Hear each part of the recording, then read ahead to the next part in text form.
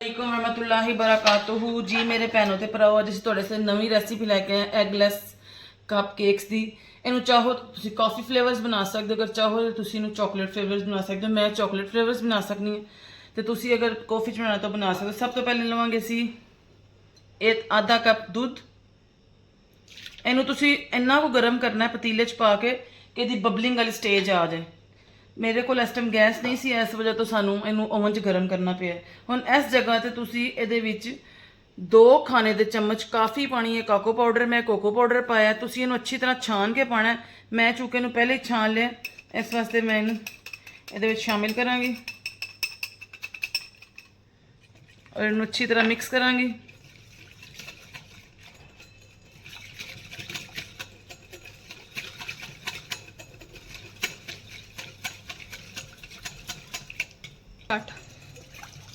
ਇਹਨੂੰ ਮਿਕਸ ਕਰਨ ਤੋਂ ਬਾਅਦ ਅਸੀਂ ਪਾਵਾਂਗੇ 1 ਚਾय ਦਾ ਚਮਚ ਸਿਰਕਾ। ਹਾਂਜੀ ਉਹੀ ਸਿਰਕਾ ਜਿਹਨੂੰ ਅਸੀਂ ਆਪਣੀ ਖਾਣਿਆਂ 'ਚ ਯੂਜ਼ ਕਰਨਾ ਹੈ, ਚਾਈਨੀਜ਼ ਖਾਣਿਆਂ 'ਚ। ਔਰ ਇਹਨੂੰ ਅੱਛੀ ਤਰ੍ਹਾਂ ਮਿਕਸ ਕਰਕੇ 4 ਤੋਂ 5 ਮਿੰਟ ਵਾਸਤੇ ਛੋੜ ਦਾਂਗੇ। ਇਹਦੇ 'ਚ ਤੁਹਾਨੂੰ ਬਾਕੀ ਦੇ ਅਜਜ਼ਾ ਦੱਸਨੇ ਆ। ਬਾਕੀ ਦੇ ਅਜਜ਼ਾ ਸਾਨੂੰ ਚਾਹੀਦੇ ਨੇ 1 ਕੱਪ ਮੈਦਾ, 1/4 ਕੱਪ ਆਇਲ, 1 ਚਾय ਦਾ ਚਮਚ ਬੇਕਿੰਗ ਪਾਊਡਰ, 1/4 ਚਾय ਦਾ ਚਮਚ ਬੇਕਿੰਗ ਸੋਡਾ ਤੇ ਅੱਧਾ ਕੱਪ ਚੀਨੀ। ਠੀਕ ਹੈ, ਸਾਨੂੰ ਅਸੀਂ 5 ਮਿੰਟ ਇੰਤਜ਼ਾਰ ਕਰਾਂਗੇ। ਔਰ 1/4 ਕੱਪ ਸਾਨੂੰ ਚਾਹੀਦਾ ਹੈ ਦੁੱਧ ਦਾ ਦੁਬਾਰਾ ਨੀਮ ਗਰਮ।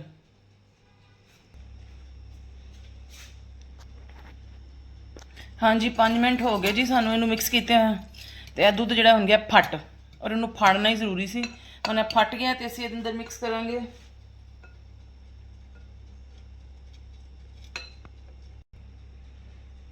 ਤੇ ਹੁਣ ਅਸੀਂ ਇਹਦੇ ਅੰਦਰ ਪਾ ਦੇਣਾ ਜੀ ਆਪਣਾ ਆਇਲ,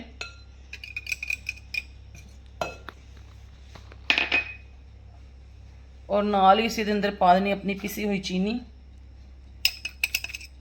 ਤੇ ਇਹਨੂੰ ਅਸੀਂ ਕਰਨਾ ਅੱਛੀ ਤਰ੍ਹਾਂ ਮਿਕਸ। ਔਰ ਅਸੀਂ ਇੰਨਾ ਕੁ ਇਹਨੂੰ ਮਿਕਸ ਕਰਨਾ ਹੈ, ਇੰਨਾ ਕੁ ਮਿਕਸ ਕਰਨਾ ਹੈ ਕਿ ਰਲ ਮਿਲ ਜਾਏ ਔਰ ਇਹਦੇ ਅੰਦਰ ਨਾ ਇਹ ਜਿਹੜੇ ਹਵਾ ਜੀ ਥੋੜੀ ਜੀ ਭਰੀ ਜਾਏ, ਤਾਂ ਕਿ ਜਿਸ ਤਰ੍ਹਾਂ ਉਹਨੂੰ ਕਹੀਦਾ ਨਾ ਸਾਡਾ ਏਅਰੀ ਬਣ ਜਾਏ ਮਟੀਰੀਅਲ।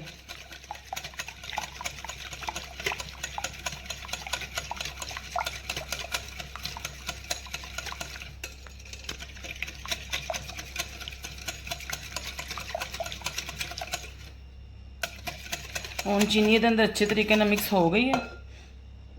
ਹੁਣ ਅਸੀਂ ਲਾਵਾਂਗੇ 1 ਕੱਪ ਮੈਦਾ ਤੁਸੀਂ ਅੱਛੇ ਤਰੀਕੇ ਨਾਲ ਛਾਣ ਲੈਣਾ, ਕਿਉਂਕਿ ਬੇਕਿੰਗ ਦਾ ਅਸੂਲ ਹੈ ਜਦ ਤੱਕ ਤੁਸੀਂ ਮੈਦਾ ਨਹੀਂ ਛਾਨੋਗੇ ਤੁਹਾਡੀ ਬੇਕਿੰਗ ਅੱਛੀ ਨਹੀਂ ਹੋਏਗੀ। ਮੈਂ ਮੈਦਾ, ਬੇਕਿੰਗ ਪਾਊਡਰ, ਬੇਕਿੰਗ ਸੋਡਾ ਪਹਿਲੇ ਅੱਛੇ ਤਰੀਕੇ ਨਾਲ ਛਾਣ ਲਿਆ ਸੀ ਔਰ ਕੋਕੋ ਪਾਊਡਰ ਨੂੰ ਵੀ ਛਾਣ ਕੇ ਯੂਜ਼ ਕੀਤਾ ਸੀ। ਹੁਣ ਅਸੀਂ ਇਹਦੇ ਅੰਦਰ ਪਾਵਾਂਗੇ ਮੈਦਾ। ਬਈ ਅੱਲਾ ਦਾ ਰਿਜ਼ਕ ਹੈ, ਜ਼ਾਇਆ ਨਹੀਂ ਕਰਨਾ। ਬਿਲਕੁਲ ਬਰਤਨ ਅੱਛੇ ਤਰੀਕੇ ਨਾਲ ਸਾਫ਼ ਕਰੋ, ਇਹਦੇ 'ਚ ਕੋਈ ਸ਼ਰਮ ਨਹੀਂ, ਕੋਈ ਕੁਝ ਨਹੀਂ। ਬੇਕਿੰਗ ਪਾਊਡਰ,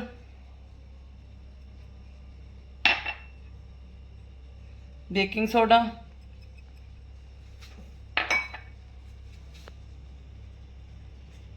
ਇਹ डाल के ਅਸੀਂ ਇਹਨੂੰ ਹਲਕੇ ਹੱਥ ਨਾਲ ਮਿਕਸ ਕਰਾਂਗੇ।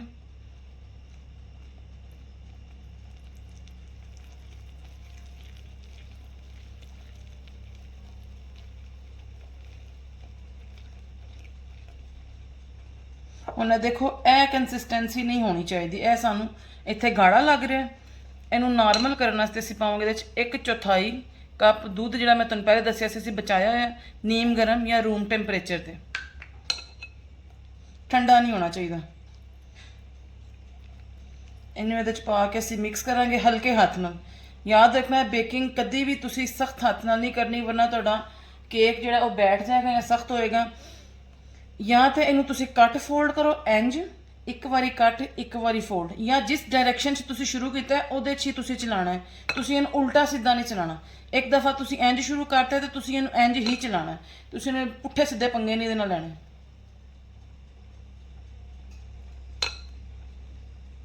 ਇਹ ਦੇਖੋ ਇਹਦੀ ਇਹ ਕੰਸਿਸਟੈਂਸੀ ਹੋਣੀ ਚਾਹੀਦੀ, ਬਿਲਕੁਲ ਰਿਬਨ ਫਲੋਈ, ਜਿੰਜ ਰਿਬਨ ਨਹੀਂ ਖੋਲੀਦਾ ਸੀ ਤੇ ਰਿਬਨ ਡਿੱਗਦਾ ਇੰਜ, ਬਿਲਕੁਲ ਇੰਜ ਦੀ ਕੰਸਿਸਟੈਂਸੀ ਸਾਨੂੰ ਚਾਹੀਦੀ। ਹੁਣ ਅੱਛੇ ਤਰੀਕੇ ਨਾਲ ਮਿਕਸ ਹੋ ਗਿਆ।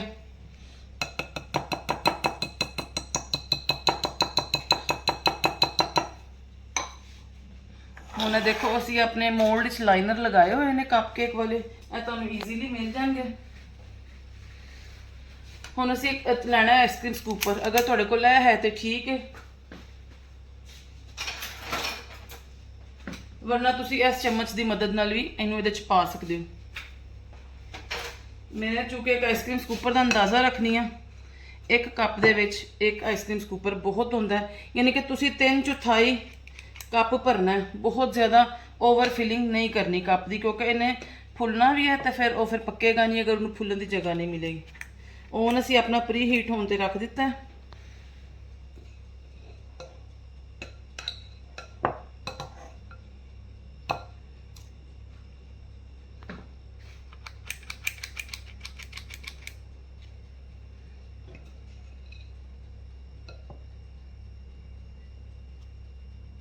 देखो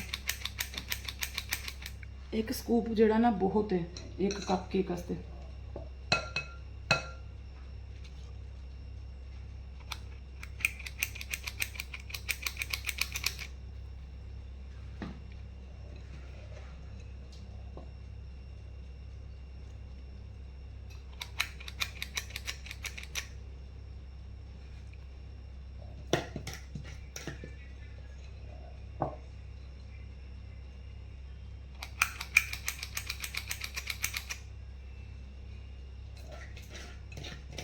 रेसिपी जिंज बनती है उंज ही तुहाडे तक, उंज दे कोई एडिटिंग नहीं, कोई कुछ नहीं, बिल्कुल सीधी रेसिपी और सीधा ही रिजल्ट दा तुहानू दिखाया जाता है।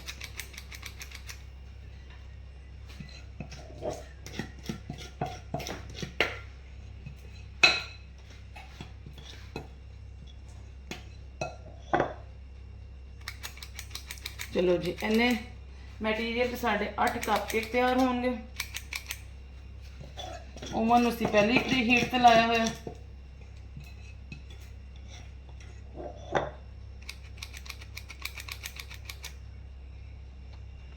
ओवन साडा प्री हीट है, ਇਹਦੇ ਵਿੱਚ ਅਸੀਂ ਹੁਣ ਇਹਨਾਂ ਨੂੰ ਰੱਖ ਦਵਾਂਗੇ ਔਰ ਖਾਲੀ ਸਾਈਡ ਜਿਹੜੀ ਅਸੀਂ ਬਾਹਰ ਰੱਖਾਂਗੇ ਤਾਂ ਕਿ ਸਾਨੂੰ ਕੱਪ ਕੇਕ ਉਠਾਉਣ 'ਚ ਆਸਾਨੀ ਹੋਏ। ਔਰ ਨਾਲ ਹੀ ਅਸੀਂ ਟਾਈਮ ਨੋਟ ਕਰ ਲਾਂਗੇ, ਤਕਰੀਬਨ 12 ਤੋਂ 15 ਮਿੰਟ 'ਚ ਬਣ ਜਾਣਗੇ। ਚਲੋ ਜੀ, ਹੁਣ ਇਹ ਸਾਡੇ 15 ਤੋਂ 17 ਮਿੰਟ 'ਚ ਬੇਕ ਹੋਏ ਨੇ। ਇਹਨਾਂ ਨੂੰ ਅਸੀਂ ਕੱਢਾਂਗੇ ਬਾਹਰ ਹੁਣ। ਔਰ ਇਹ ਦੇਖੋ ਜੀ, ਸਾਡੇ ਮਫਿਨਸ ਤਿਆਰ ਹੋ ਗਏ ਨੇ ਔਰ ਸਾਡੇ ਕੈਮਰਾਮੈਨ ਦੇ ਮੂੰਹ 'ਚ ਫਿਰ ਪਾਣੀ ਆ ਗਿਆ। ਉਹਦਾ ਬਸ ਵਿਚਾਰੋ ਕੈਮਰਾ ਛੱਡ ਕੇ ਤੇ ਆ ਖਾ ਲੈ। ਤੇ ਇਹਦੀ ਤੁਸੀਂ ਪੱਕਣ ਦੀ ਅਲਾਮਤ ਇਹ ਵੇਖਣੀ ਹੈ ਕਿ ਦੇਖੋ ਹਰ ਕਿਸੇ ਦੇ ਓਵਨ ਦਾ ਆਪਣਾ ਆਪਣਾ ਹਿਸਾਬ ਹੁੰਦਾ। ਕਿਸੇ ਦਾ ਟੈਂਪਰੇਚਰ ਘੱਟ ਹੁੰਦਾ, ਕਿਸੇ ਦਾ ਵੱਧ ਹੁੰਦਾ, ਕੋਈ ਗੈਸ ਤੇ ਬਣਾਉਂਦਾ, ਕੋਈ ਪਤੀਲੇ ਤੇ ਬਣਾਉਂਦਾ, ਕੋਈ ਕਿੱਧਰ ਬਣਾਉਂਦਾ, ਕੋਈ ਕਿੱਧਰ ਬਣਾਉਂਦਾ। ਇਹਨੂੰ ਤੁਸੀਂ ਚੈੱਕ ਇਸ ਤਰ੍ਹਾਂ ਕਰਨਾ ਕਿ ਇਹਦੇ ਸੈਂਟਰ ਵਿੱਚ ਤੁਸੀਂ ਇੰਜ ਡਾਲੋਗੇ ਟੂਥਪਿਕ। ਅਗਰ ਤੁਹਾਡੇ ਕੋਲ ਟੂਥਪਿਕ ਹੈ ਤਾਂ ਡਾਲੋਗੇ, ਮੇਰੇ ਕੋਲ ਤੇ ਮੀਟਰ ਇਸ ਵਾਸਤੇ ਮੈਂ ਡਾਲ ਰਹੀ। ਇਹ ਦੇਖੋ, ਇਹ ਕਲੀਅਰ ਆਇਆ, ਇਹਦਾ ਮਤਲਬ ਹੈ ਪੱਕ ਗਏ ਨੇ। ਮੈਂ ਤੁਹਾਨੂੰ ਸਾਰੇ ਚੈੱਕ ਕਰਕੇ ਦਿਖਾਵਾਂਗੇ। ਦੇਖੋ, ਇਹਦਾ ਮਤਲਬ ਹੈ ਪੱਕ ਗਏ ਨੇ। ਅਗਰ ਇਹਦੇ ਨਾਲ ਲੱਗਾ ਹੁੰਦਾ ਚਾਕਲੇਟ ਲੱਗੀ ਹੁੰਦੀ ਹੈ ਗਿੱਲਾ ਬਾਹਰ ਹੁੰਦਾ, ਇਹਦਾ ਮਤਲਬ ਸੀ ਇਹ ਕੱਚਾ। ਇਹ ਦੇਖੋ, ਮੈਂ ਤੁਹਾਨੂੰ ਇਹਦੀ ਸੌਫਟਨੈਸ ਚੈੱਕ ਕਰਾ ਸਕਦੀ ਹਾਂ। ਦੇਖੋ, ਇਹ ਗਰਮ ਨੇ, ਇਸ ਵਾਸਤੇ ਜ਼ਮੀਨ ਉਤਾਰ ਨਹੀਂ ਸਕਦੀ, ਵਰਨਾ ਇਹ ਕਵਰ ਦੇ ਨਾਲ ਚਿਪਕ ਜਾਣਗੇ। ਔਰ ਜਿੰਨੇ ਦੇ ਚਾਹੇ ਠੰਡੇ ਹੋਣਗੇ ਅਸੀਂ ਇਹਨਾਂ ਦੀ ਫਰੋਸਟਿੰਗ ਤਿਆਰ ਕਰਾਂਗੇ। इधर असी ले जी अद्धी कप विपिंग क्रीम। साढ़े सोचना बीमारी पै गई।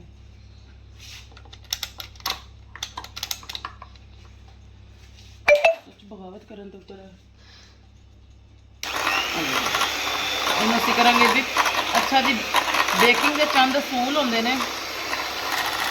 जिस टाइम तुसी क्रीम विप करनी तुसी पंखा नहीं चलाना, क्योंकि गर्मियों का मौसम है, क्रीम थोड़ी फौरन मैल्ट हो जाएगी। या तुसी इहनूं एसी वाले कमरे च विप करोगे, अगर तुसी एसी वाले कमरे च नहीं कर सकते तो फिर तुसी किचन का पंखा बंद रखोगे। हुण असीं विप करांगे।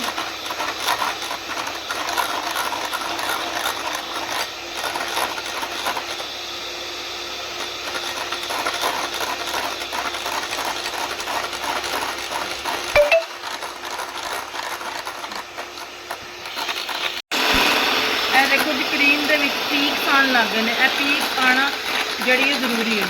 और देखो हम इस पीक्स के अंदर आने लग गए हैं, बनाने जरूरी है। और अच्छी क्रीम की विपिंग की निशानी अभी तुम्हें भी दिखाना।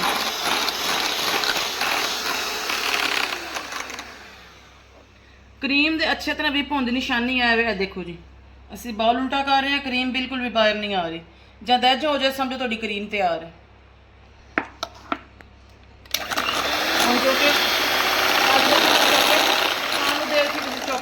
चॉकलेट फ्रोस्टिंग बनाने थोड़ा जिन्ना चॉकलेट सीरप पा देंगे और साड़ा सुच फिर हिल गया।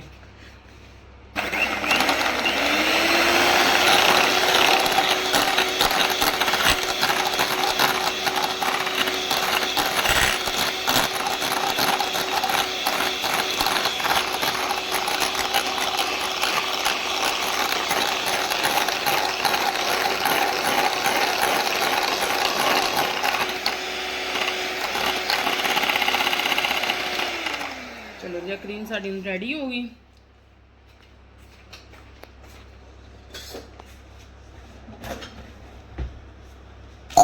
ਹੁਣ ਅਸੀਂ ਇੱਕ ਪਾਈਪਿੰਗ ਬੈਗ ਲੈਣਾ, ਇਹਦੇ 'ਚ ਅਸੀਂ ਪਾਣੀ ਹੈ ਨੋਜ਼ਲ, ਔਰ ਨੋਜ਼ਲ ਨੂੰ ਹਮੇਸ਼ਾ ਅਸੀਂ ਇਧਰੋਂ ਕੱਟੀ ਦਾ ਸਟਾਰਟ ਤੋਂ, ਇੰਨਾ ਕਿ ਇੱਧਰ ਤੱਕ ਪਾਈਪਿੰਗ ਬੈਗ ਰਹੇ ਇੰਨਾ, ਠੀਕ ਹੈ। ਇੰਜ ਕਰਾਂਗੇ, ਇਹ ਅਸੀਂ ਗਲਾਸ 'ਚ ਪਾ ਦਾਂਗੇ।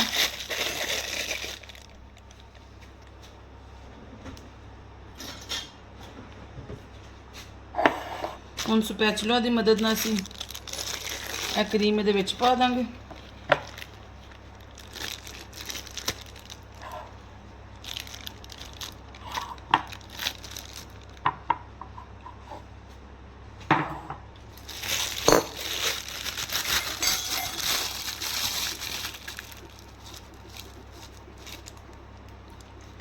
ਇਹ ਦੇਖੋ ਜੀ,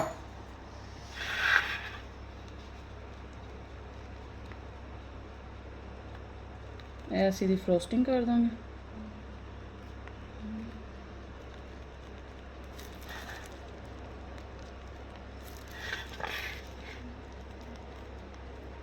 ਇਹ ਦੋ ਅਸੀਂ ਸਾਦੇ ਰਹਿਣਾਂਗੇ ਘਰ, ਇੱਕ ਦੋ ਮਾਡਲ ਐਸਾ ਹੁੰਦਾ ਜਿਹੜਾ ਸਾਦਾ ਖਾਂਦਾ।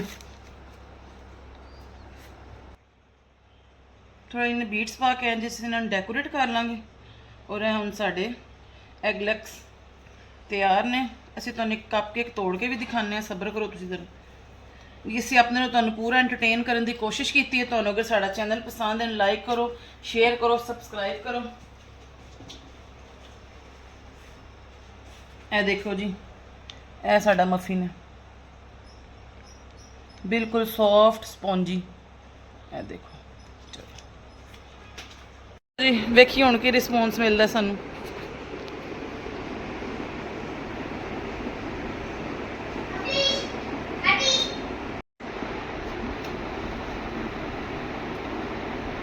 ਬਹੁਤ ਵਧੀਆ। ਦੁਰਾਫੇ ਨੇ ਦੱਸ ਦਿੱਤਾ ਹੈ, ਹੁਣ ਮੁਹੰਮਦ ਦੱਸਣਗੇ ਕੈਸਾ ਬਣਿਆ। ਚਲੋ ਮੁਹੰਮਦ ਖਾਓ ਜਲਦੀ।